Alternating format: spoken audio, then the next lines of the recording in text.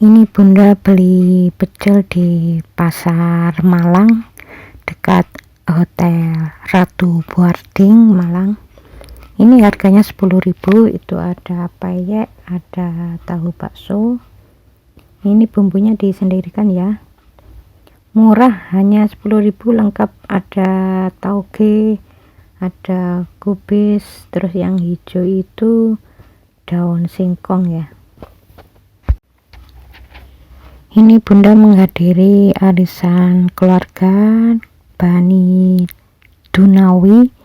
Kalau tadi pagi Bani Marhaban, tapi tidak saya videokan ya, Bani Marhaban dari ibu, tapi untuk siang ini Bani Dunawi dari ayah. Jadi ini masih sepi karena bunda termasuk yang hadir pertama.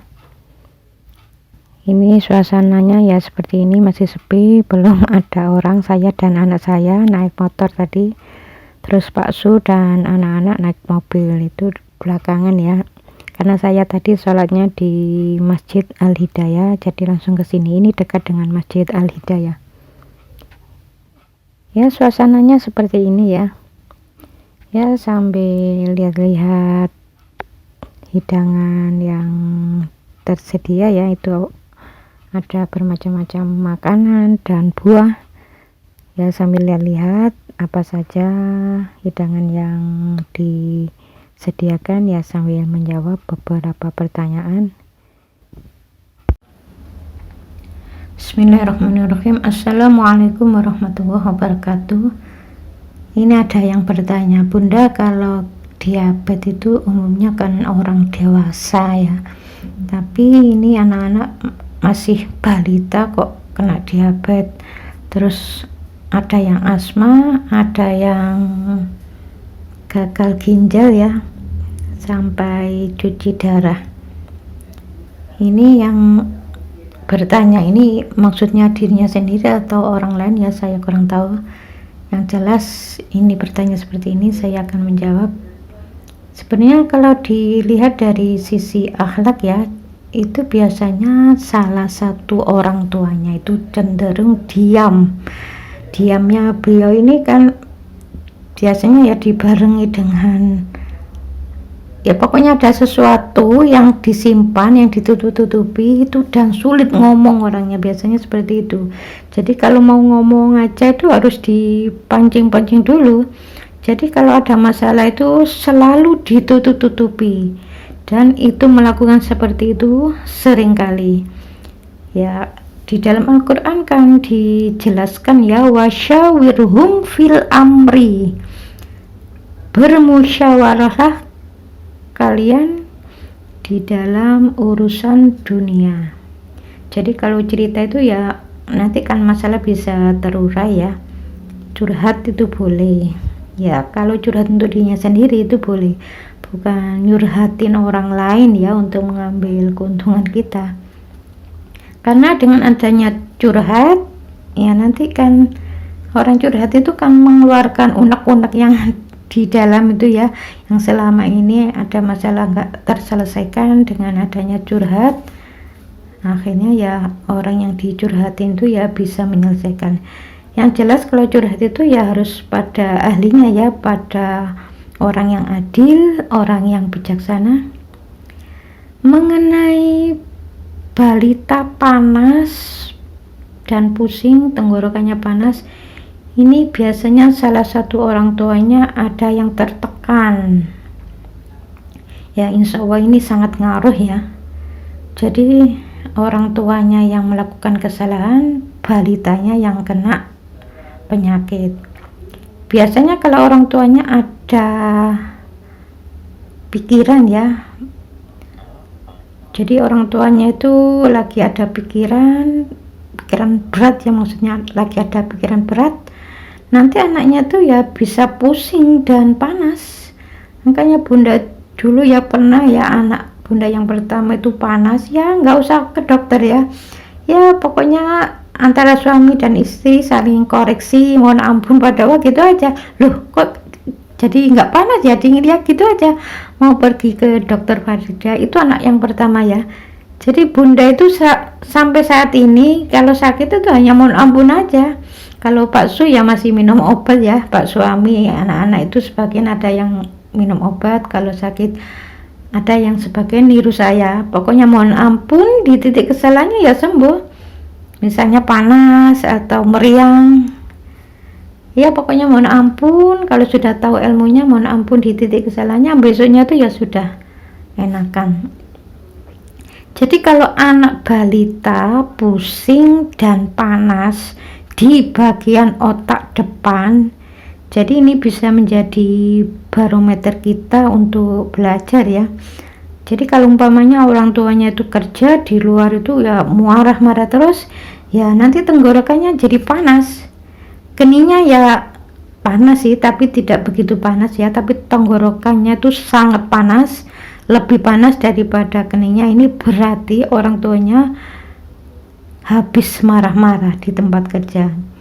Jadi kalau misalnya ada istri juga begitu marah-marah dengan suami masalah pekerjaan, ya kalau itu terus-menerus dilakukan ya suatu saat akan diberi peringatan oleh Allah dengan anaknya sakit. Mengapa kok tidak orang tuanya yang sakit? Ya itu cara-cara Allah itu seperti itu, karena biasanya orang tua itu kan lebih sayang ya pada anak daripada dirinya sendiri. Makanya kalau ada orang tua, misalnya ada orang mengatakan lebih baik aku saja yang panas daripada anakku, makanya ya panas beneran. Itu sumpah ya, jangan ngomong seperti itu, nggak boleh. Kalau memang anaknya panas, mohon ampun pada Allah di titik kesalahannya. Jadi nggak usah minta panasnya tuh dipindahin ibunya, itu salah itu.